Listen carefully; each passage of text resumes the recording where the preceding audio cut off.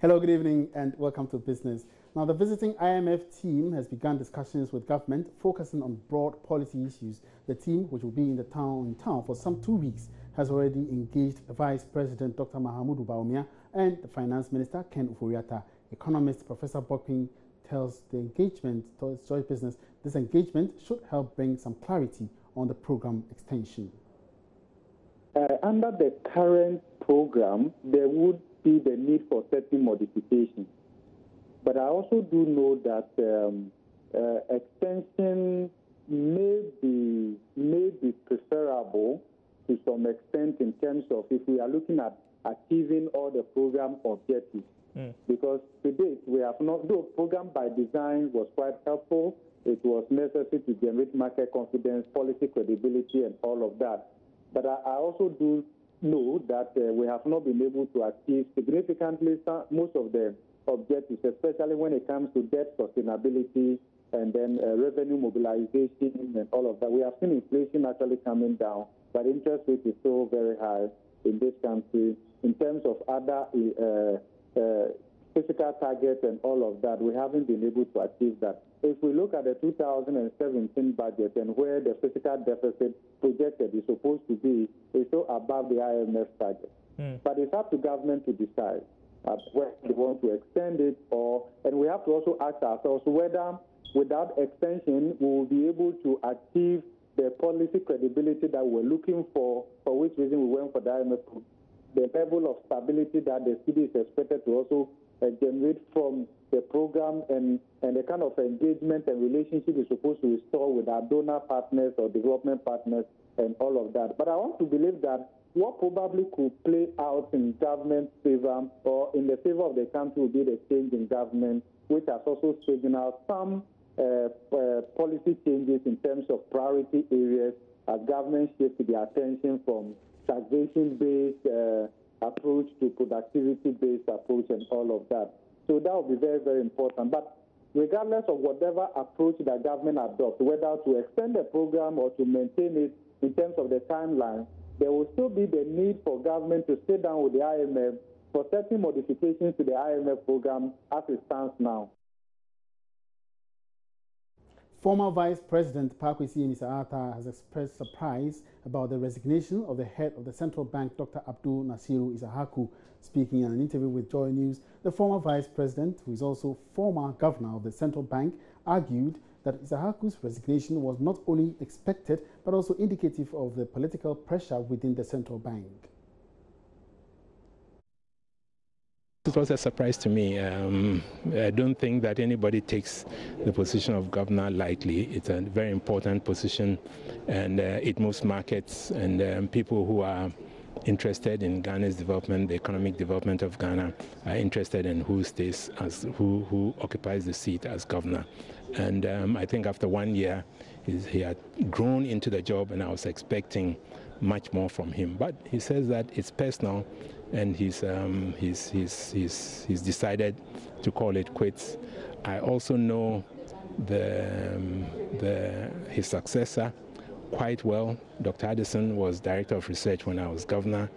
He has a fantastic mind, and I hope that the staff will support him in doing the things that are necessary to be done to stabilize the economy and for the economy to grow. When you hear comments like was forced out, does it come as a surprise to you? It comes as a surprise to me because the governor cannot be forced out. According to the rules, the Constitution protects the position of governor once he's appointed, unless he's done something that he can be impeached for as an appeal court judge.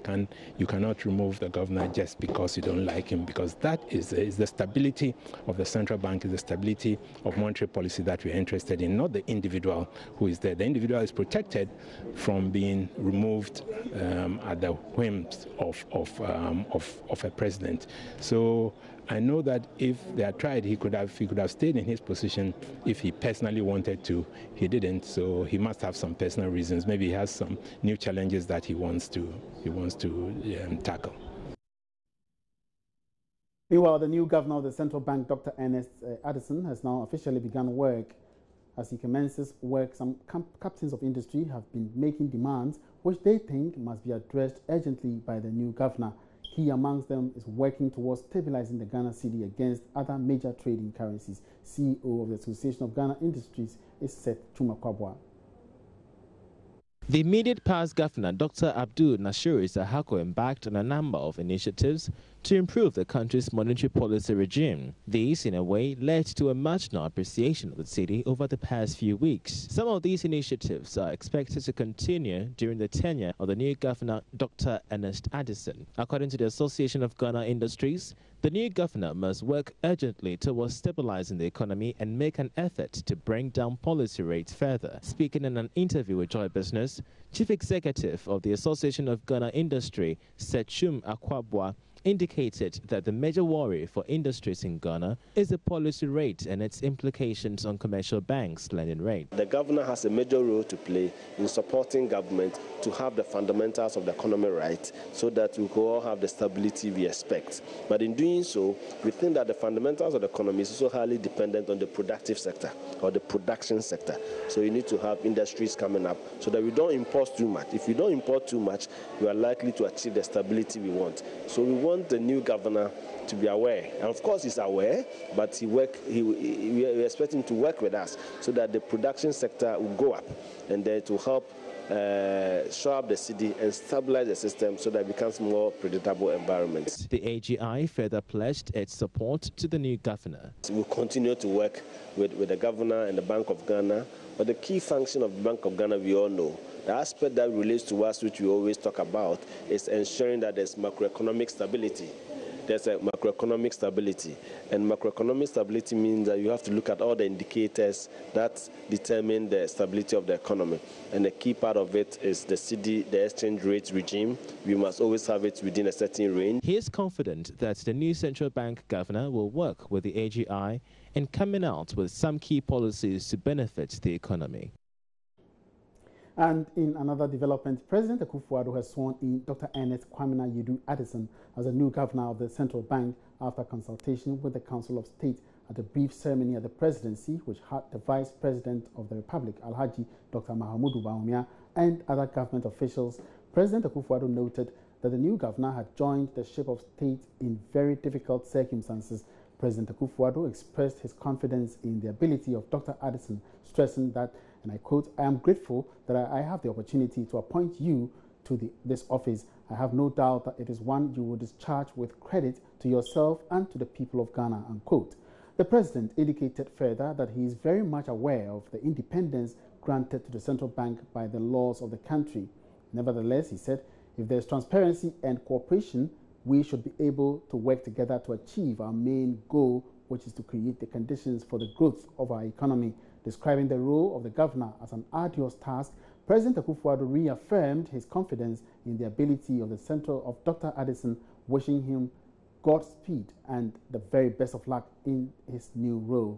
On his part, Dr. Ernest Addison thanked the president for the confidence reposed in him through his appointment as governor of the central bank.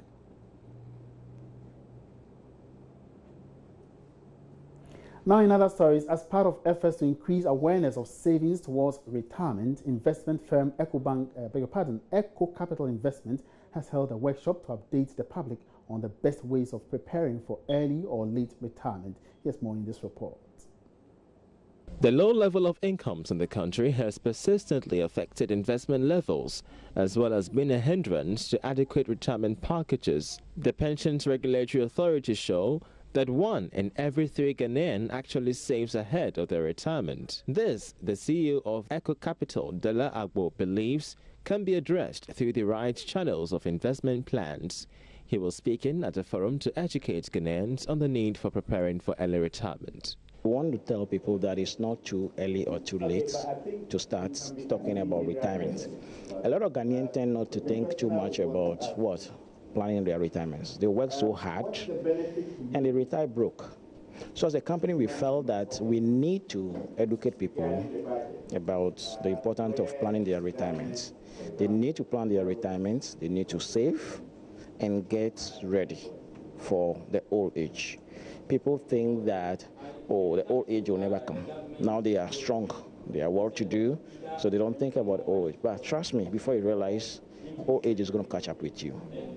And it's always good to invest a lot of money for the old age. Some participants at the program later spoke with Joy Business on what exactly a retirement means to them. It gets to a time where you will not have as much energy to do the things that you used to do when you were young. So then if you do not prepare, you would retire and be broke. And you know, as we know, in this country, people don't consider these things very seriously. So what happens? They retire and they go broke. After university, I realized I had to put something little down towards the retirement, because you watch that about 20 years ago, a CD can develop to lots of money. It can generate lots of money. So I realized that the little I put down as early as possible, can give me greater gains in the future. As a mother, I mean, how do you balance work, the pressures of home, the pressures of home, you know, having to take care of the kids and having to invest in your future for them? You need to manage it, because you cannot work and use all your money to take care of your children and the home without putting anything aside. You seriously have to put something aside, because in case you have 2 children, you can take care of them. If you have 3, you can take care of them. So if you have 2, just tell yourself that the third person is my account, or your third child is your account. So whatever you can use to take care of that third child, you can put it aside.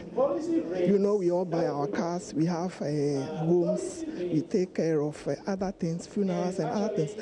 Why is it that we have money for that and we cannot have money to put in investments? Once you can do the others, you can do investment as well. And that's all in business for tonight. Many thanks for watching. For more business news, log on to myjoyonline.com/business. My name is Emmanuel Apuaji Riafi. Good evening.